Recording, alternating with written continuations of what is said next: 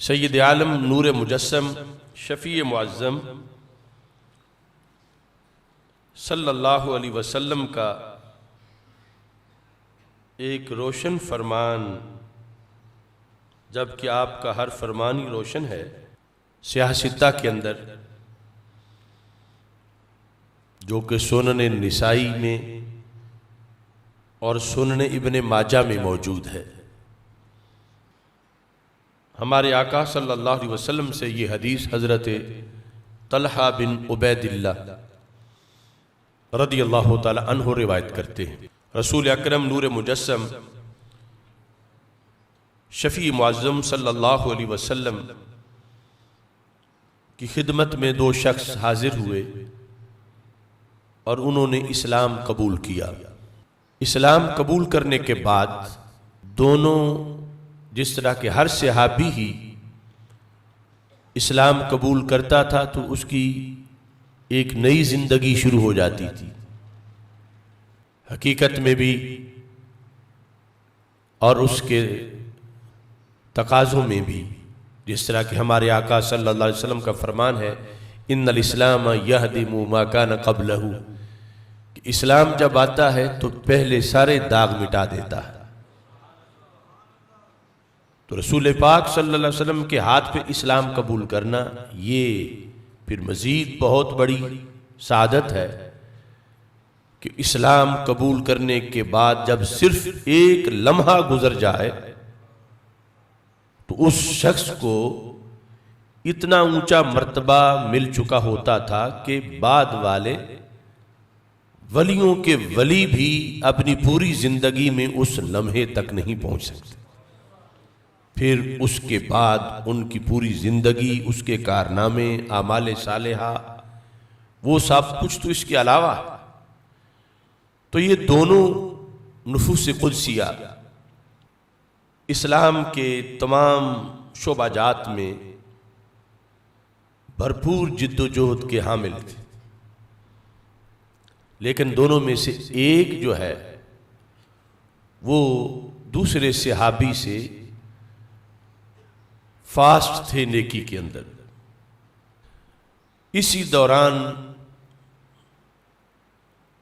ایک غزوہ میں جو فاسٹ تھا نیکی کے اندر، جو صحابی روزے میں، نماز میں، صدقے میں، اعمال صالحہ میں، جہاد میں، وہ ایک جنگ میں شہید ہو گئے، اور دوسرے جو ان کے کلاس فیلو تھے ایمان لانے کے لحاظ سے، وہ ابھی زندہ تھے ظاہری حیات میں۔ اس طرح ایک سال گزر گیا، ان دو میں سے جو ایک صحابی جو دوسرے سے اعمال صالحہ میں تیز رفتار تھے وہ غزوہ میں شہید ہو گئے، اور دوسرے صحابی ابھی زندہ تھے کہ ایک سال مکمل ہو گیا، اور سال گزر جانے کے بعد پھر یہ صحابی بھی فوت ہو گئے۔ حضرت طلحہ رضی اللہ تعالی عنہ جو راوی ہیں حدیث کے، انہیں خواب آیا۔ ہم جیسوں کے خواب اور ہیں، اولیاء کے، پھر صحابہ رضی اللہ تعالیٰ عنہ کے خواب اور ہیں، اور پھر جس خواب پر سرکار مدینہ صلی اللہ علیہ وسلم کوئی فیصلہ فرما دیں وہ خواب اور ہے۔ تو حضرت طلحہ رضی اللہ تعالیٰ عنہ کو خواب آیا، کہتے ہیں فرأیت فی المنام بین انا عند باب الجنہ۔ حضرت طلحہ فرماتے ہیں میں نے خواب میں دیکھا کہ میں جنت کے دروازے کے پاس کھڑا ہوں، اذ انا بہما، میں نے دیکھا کہ وہ دونوں بھی جنت کے دروازے کے پاس کھڑے ہیں۔ وہ دونوں صحابی جو ایمان لانے میں ایک ہی وقت ان کا تھا، پھر اعمال صالحہ میں ایک دوسرے سے آگے گزر گئے، پھر شہید بھی ہو گئے، اور دوسرے صحابی اس پہلے صحابی کی بنسبت جو اعمال صالحہ میں دوسرے نمبر پر تھے ان کے لحاظ سے، اور ایک سال بعد ان کا وصال ہوا۔ یہ دونوں حضرت طلحہ رضی اللہ تعالیٰ عنہ کو خواب میں جنت کے دروازے کے پاس ملے۔ یہ خواب وہ رسول پاک صلی اللہ علیہ وسلم کے سامنے بیان کر رہے ہیں۔ فخرج خارج من الجنہ، تو جنت کا کنٹرولر ایک فرشتہ جنت سے باہر آیا۔ فَأَذِنَ لِلَّذِي تُوفِّيَ الْآخِرُ مِنْهُمَا، تو جو صحابی بعد میں جن کا وصال ہوا تھا 1 سال، آنے والے نے پہلے انہیں دعوت دی۔ جنت کے اندر سے باہر ان کو جو بلانے آیا، اس نے، وہ صحابی جو تیز رفتار تھے اعمال صالحہ میں اور پھر شہید بھی ہو گئے تھے، ان سے یہ دوسرے صحابی جو ہیں جن کا 1 سال بعد وصال ہوا تھا، انہیں جنت میں داخل ہونے کی اجازت دی۔ جب یہ داخل ہوئے، ثم خرج، پھر وہ جنت کے گیٹ پر جس کی ڈیوٹی تھی وہ باہر آیا۔ فَآذِنَ لِلَّذِي اُسْتُشْهِدَ، تو پھر انہوں نے ان صحابی کو آگے بلایا، اجازت دی کہ آپ بھی جنت میں تشریف لے چلیں،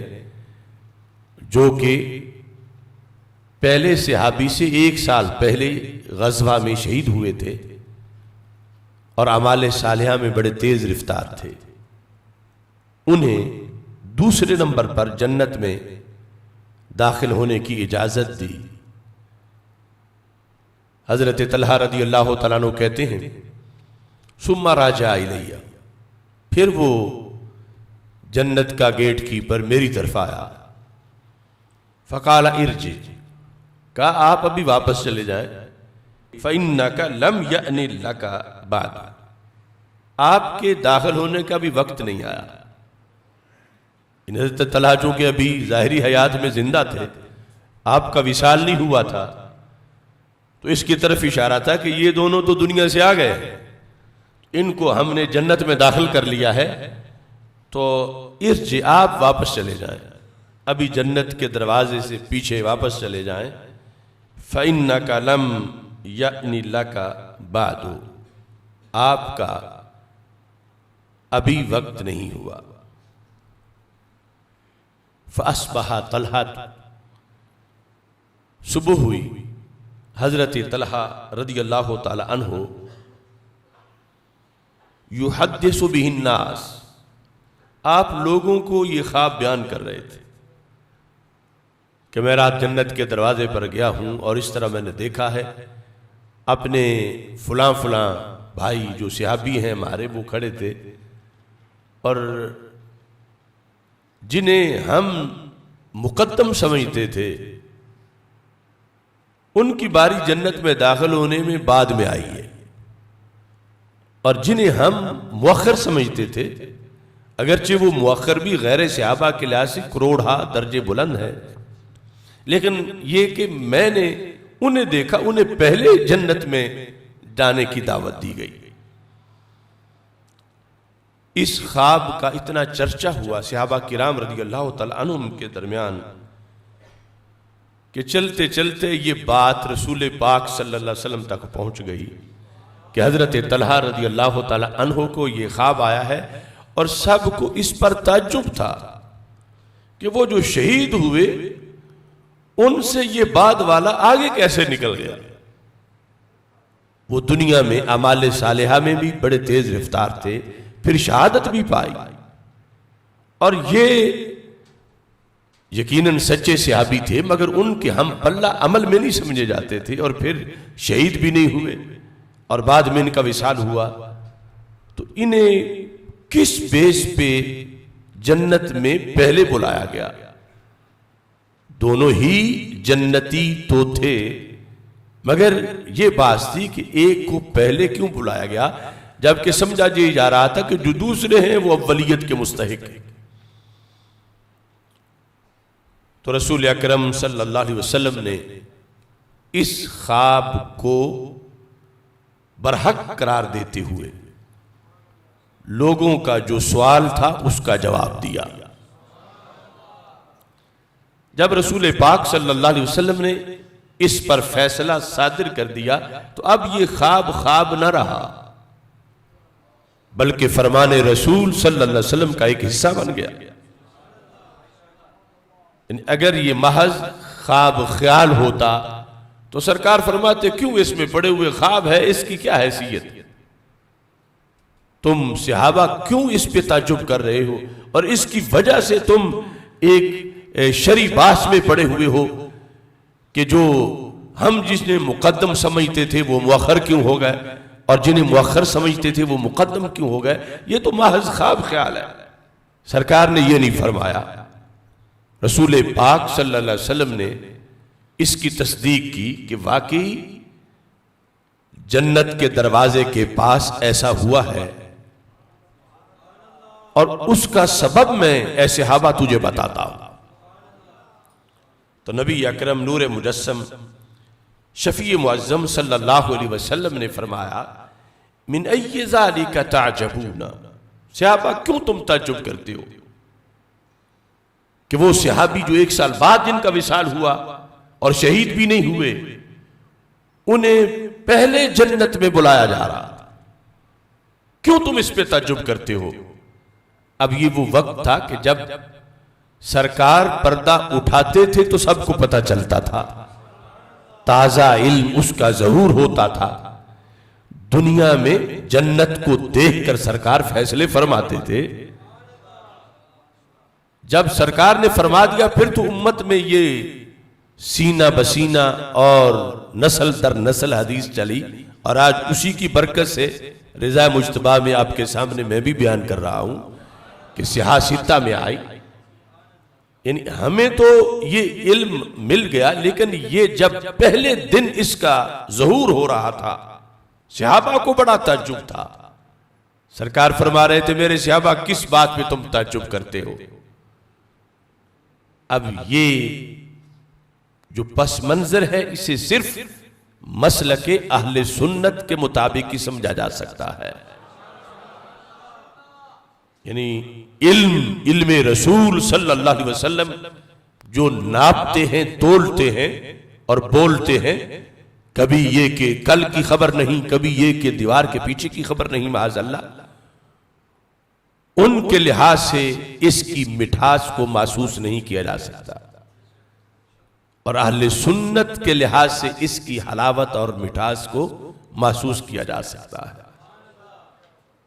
رسول پاک صلی اللہ علیہ وسلم نے جب پوچھا صحابہ کیا تعجب ہے تمہیں اس پر؟ قالو یا رسول اللہ صلی اللہ علیہ وسلم ھذا کان اشد الرجلین اجتہادا ثم استشہدا،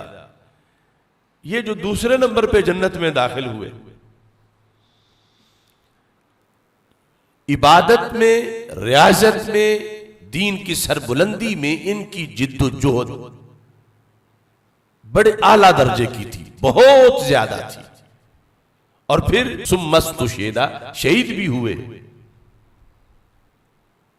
وَدَخَلَ الْآخِرُ الْجَنَّةَ قَبْلَهُ، مگر جنت دوسرے سے ابھی پہلے داخل ہو گئے۔ جو ان کی ہم پلہ ہم نہیں سمجھتے تھے دین کے لیے جد و جہد اور اعمال صالحہ میں، اگرچہ ان کے بھی بڑے عمل تھے، مگر یہ جو پہلا شخص ہے یہ بہت زیادہ تیز رفتار تھے یہ صحابی اعمال صالحہ میں، اور شہید ہوئے۔ لیکن جنت داخل ہونے کا جو معاملہ اس خواب میں بیان کیا گیا جس کو آپ نے برحق قرار دے دیا، تو جنت دوسرے پہلے داخل ہو گئے، حالانکہ وہ شہید بھی نہیں ہوئے اور ان کی اتنی جد و جہد نہیں تھی جتنی وہ پہلے صحابی کی جد و جہد تھی۔ فقال رسول اللہ صلی اللہ علیہ وسلم الیس قد مکث ھذا بعدہ سنہ، فرمایا صحابہ تعجب کس چیز کا ہے، یہ جو پہلے جنت میں بلائے گئے کیا یہ اس صحابی کے بعد 1 سال زندہ نہیں رہے؟ جب پہلے صحابی شہید ہو کر دنیا سے چلے گئے تو انہیں اللہ نے 1 سال مزید وقت دیا. اب دیکھنا رمضان ملے تو کیا کچھ مل جاتا ہے. فرمایا وہ یقیناً جو تم کہتے ہو، جب آغاز تھا ان کا ایک نقطے سے، پھر وہ کافی آگے گزر گئے اور پھر شہید ہو گئے. ان کے ہوتے ہوئے یہ ان سے پیچھے تھے، لیکن ان کی شہادت کے بعد رب ذوالجلال نے انہیں 1 سال مزید ٹائم دیا ہے یا نہیں دیا؟ یہ سرکار نے سوال کیا صحابہ سے. قالو بلا، صاحب نے کہا کیوں نہیں، یہ تو ہم مانتے ہیں، ہمیں پتا ہے کہ وہ شہید ہو گئے تھے اور یہ زندہ تھے ابھی ظاہری حیات میں، اور 1 سال بعد ان کا وصال ہوا، یہ تو ہمیں معلوم ہے. قال وَأَدْرَكَ رَمَضَانَ، رسول پاک صلی اللہ علیہ وسلم نے فرمایا وہ جو 1 سال یہ زندہ رہے، اس شہید صحابی کے بعد اس سال میں انہوں نے رمضان کا مہینہ بھی پایا. رمضان پا لینا کتنی بڑی غنیمت ہے، کتنا بڑا خزانہ ہے، اور کس قدر انسان کی بلندی کا موقع ہے. رسول پاک صلی اللہ علیہ وسلم نے فرمایا ان کی شہادت تک ان کے رمضان برابر تھے کلمہ پڑھنے کے بعد. وہ شہید ہو کے چلے گئے دنیا سے، حالانکہ شہید کے لیے یہ لفظ ہے حدیث میں، الشہید ینمو لہو عملہ الی یوم القیامہ، کہ شہید کا عمل قیامت تک نشو و نما پاتا رہتا ہے. اس کے عمل کا دروازہ مکمل بند نہیں ہوتا، اس کے عمل شہادت کے بعد بھی اس کے پہلے کیے ہوئے اعمال جو ہیں ان کی افزائش ہوتی ہے، نشو و نما ہوتی ہے. یہ حدیث اپنے مقام پر برحق موجود ہے. لیکن بہرحال جو زندہ رہتے ہوئے انسان مکلف ہوتا ہے، فوت ہونے کے بعد اگرچہ وہ شہید ہوا اب مکلف نہیں ہے. یہ جو ظاہری حیات میں زندہ ہے، جو شریعت میں مکلف ہے، اور اس دوران 1 سال گزرا، اور اس نے جو دوسرے صحابی رضی اللہ تعالی عنہ تھے انہوں نے رمضان کا مہینہ پا لیا. سرکار سبب بتاتے ہیں کہ پہلے یہ جنت میں کیوں گئے. فرمایا وَصَلَّ قَضَا وَقَضَا مِن سجدہ فی السنہ. اب یہ سب سوالیہ نہیں تھے جملے، کیا سال بعد یہ زندہ رہے ہیں یا نہیں؟ صحابہ نے کہا زندہ رہے ہیں. فرمایا اس سال میں انہوں نے رمضان پایا ہے یا نہیں؟ صحابہ نے کہا انہوں نے رمضان پایا ہے. ان پہلے صحابی سے ایک علیحدہ رمضان انہوں نے پایا ہے. اور پھر سرکار نے فرمایا اس سال میں اور پھر اس رمضان میں یہ جو صحابی ہیں جنہیں جنت میں پہلے بلایا گیا، انہوں نے فلاں فلاں نمازیں پڑھی ہیں یا نہیں، روزے رکھے ہیں یا نہیں، فلاں فلاں اطاعت کی ہے یا نہیں، وہ سحریاں افطاریاں، وہ رحمت کا عشرہ، وہ مغفرت کا عشرہ، وہ جہنم سے آزادی کا عشرہ، وہ آخری عشرے کی وہ وتر راتیں، وہ تمام طرح کے اعمال صالحہ جو ایک رمضان کے اندر پائے جاتے ہیں، کیا انہوں نے وہ سب کچھ کیا ہے یا نہیں؟ قالوا بلا. صحابہ کرام رضی اللہ تعالی عنہم نے جو چیزیں سرکار نے تفصیلاً بیان کی ان کے جواب میں، اور یہ جو آخر کے میں اندر اجمال کی میں تفصیل آپ کے سامنے پیش کر رہا تھا رمضان کے مختلف عبادات کے لحاظ سے، ان سب کے جواب میں انہوں نے کہا ہاں یا رسول اللہ صلی اللہ علیہ وسلم یہ تو ایسا ہوا ہے، وہ چلے گئے، یہ 1 سال زندہ تھے، اس سال میں پھر انہیں رمضان بھی علیحدہ ملا، اور اس رمضان میں جہاں سال میں دیگر بندگی کی، رمضان کے اندر بھی انہیں ان سے ہٹ کر علیحدہ موقع ملا رمضان کے خزانے پانے کا، تقوی کی عروج کا، تقدس اور پارسائی کی ترقی کا، اور بخشش رحمت کے حصول کا انہیں ایک علیحدہ موقع بھی مل گیا۔ تو رسول اکرم صلی اللہ علیہ وسلم نے فرمایا یہ سبب ہے کہ جنت میں انہیں پہلے بلایا گیا ہے، کہ ان کا ایک رمضان زیادہ ہے باقی عبادات کے ہمراہ، خصوصی طور پر فقد ادرک رمضان کہہ کر نبی اکرم نور مجسم شفیع معظم صلی اللہ علیہ وسلم نے اپنی امت کو قیامت کا پیغام دیا کہ ایک رمضان پا لینا یہ انسان کی ترقی کا کتنا بڑا باعث ہے، کتنا بڑا سبب ہے۔ ایک رمضان سے انسان کتنا تیز رفتار ہو سکتا ہے نیکی کے میدان، ایک رمضان سے انسان کس قدر جنتی بن سکتا ہے، ایک رمضان سے انسان کو کس قدر اللہ کے دربار میں مزید قرب مل سکتا ہے۔ وہ خواب یہ ہے فیضان نبوت کہ اس پر رسول پاک صلی اللہ علیہ وسلم کا یہ فیصلہ، اس سے امت کو بتا دیا گیا کہ جب بھی تمہاری زندگی میں رمضان آ جائے تو اس پر، صرف اس پر اللہ کا، اس پر بھی اللہ کا کروڑوں بار شکر ادا کرو کہ رب نے کتنوں کو محروم کر دیا کہ جو پچھلے سال تو پا گئے رمضان مگر اس سے پہلے رخصت ہو گئے، نہ جانے ہم اگلے رمضان تک پہنچیں گے یا نہیں۔ ایک رمضان جو اتنی بلندیاں دیتا ہے، ظاہر ہے کہ صحابی کے لحاظ سے جو صحابی کو رمضان میں عظمت ملتی ہے وہ غیر صحابی کو نہیں مل سکتی، لیکن پھر بھی موسم تو وہی نیکی کا ہے، پھر بھی نفس وقت کے لحاظ سے تو غیر صحابی کے لیے بھی اس کے اندر ہزاروں خزانے موجود ہیں۔ اس بنیاد پر آمد رمضان سے پہلے سرکار دو عالم نور مجسم شفیع معظم صلی اللہ علیہ وسلم کی اس حدیث کی روشنی میں ہمیں اپنے اندر یہ احساس زندہ رکھنا چاہیے کہ رب نے کتنا کرم کیا ہے کہ اللہ نے ہمیں ایک اور رمضان عطا فرما دیا ہے۔ یہ چیزیں ہم اپنی طرف سے سوچ کے بیان نہیں کر سکتے، یہ صاحب شریعت کے فیصلے ہیں اور انہی کی روشنی میں ان امور کو سمجھا جا سکتا۔ تو ہمارے آقا صلی اللہ علیہ وسلم نے صرف یہی نہیں بیان کیا کہ پہلے کیوں بلایا گیا۔ آپ جانتے ہو میرے کریم سے گر قطرہ کسی نے مانگا، دریا بہا دیے ہیں دربے بہا دیے۔